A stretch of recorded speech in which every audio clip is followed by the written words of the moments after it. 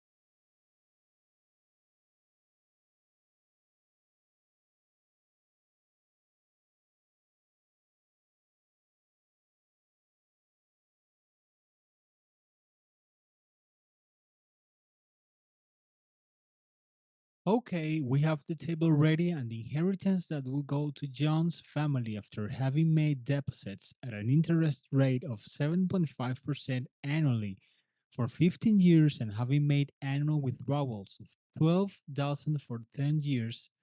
The remaining net savings will be more than $1.5 million US dollars. Do you want some private Excel classes? Scan the QR code or click on any of the links in my channel profile to get connected. Remember that you have a 15% discount on your first session and a first meeting at no cost. Bye bye. See you next video.